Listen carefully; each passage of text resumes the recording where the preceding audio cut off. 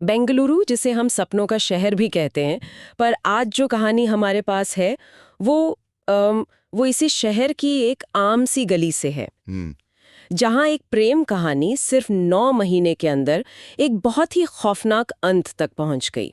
और ये कहानी शुरू हुई इंस्टाग्राम पर। हाँ, 32 साल की रेशमा और 25 साल का एक इलेक्ट्रिशियन प्रशांत कम्मर डिजिटल दुनिया में मिले, प्यार हुआ और फिर शादी भी हो गई।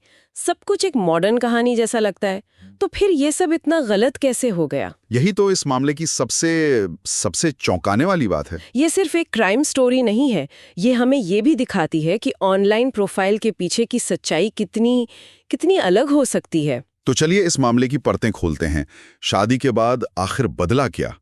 हमारे सूत्रों के मुताबिक प्रशांत का व्यवहार पूरी तरह से बदल गया था। हाँ, वो बहुत ज्यादा पॉजेसिव हो गया था। पॉजेसिव मतलब किस हद तक? जब हम कहते हैं पॉजेसिव, तो इसका मतलब सिर्फ थोड़ा बहुत शक नहीं था। पुलिस की जांच में जो बातें सामने आई वो बताती हैं कि ये एक तरह की डिजिटल निगरानी थी। डिजिटल निगरानी? जी, हर वक्त वीडियो कॉल पर रहने का दबाव बनाना, रेशमा के सोशल मीडिया के पासवर्ड मांगना, वो किसके पोस्ट को लाइक कर रही है, किस पर कमेंट कर रही है, इस पर लगातार नजर रखना। ये प्यार नहीं, ये कंट्रोल था, जो शायद किसी गहरी असुरक्षा से आ रहा था। बिल्कुल, भरोसे की कमी। और यही कंट्रोल और शक आखिरकार 19 अक्टूबर की रात को एक भयानक मोड़ पर पहुंच गया। दोनों के बीच झगड़ा हुआ और उसके बाद प्रशांत ने रेशमा का गला घोंटकर उसकी हत्या कर दी। लेकिन कहानी यहाँ खत्म नहीं हुई। नहीं, बिल्कुल नहीं, बल्कि यहाँ से एक और अजीब मोड़ आता है। हत्या को छिपाने की कोशिश। हाँ, उसका अगला कदम था इसे एक हादसा दिखाना, और उसने जो तरीका चुना वो किसी क्राइम थ्रिलर जैसा लगता है। उसने रेशमा की बॉडी को बाथरूम में ले जाकर एक नकली एक्सीडेंट का सीन तैयार किया है ना? एकदम।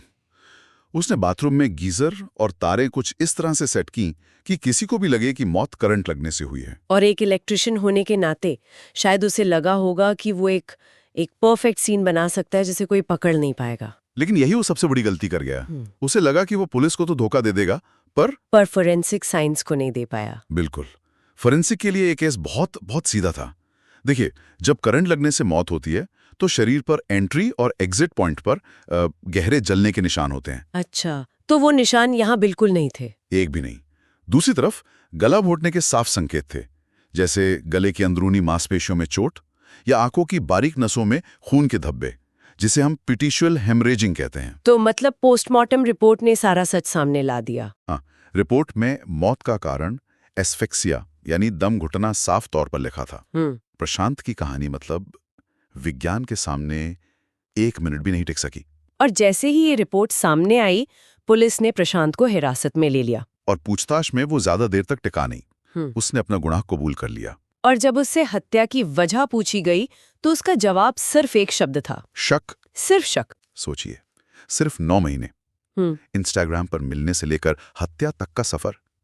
ये दिखाता है कि डिजिटल रिश्तों की रफ्तार कितनी तेज और कितनी खतरनाक हो सकती है। तो इस सब का क्या मतलब है?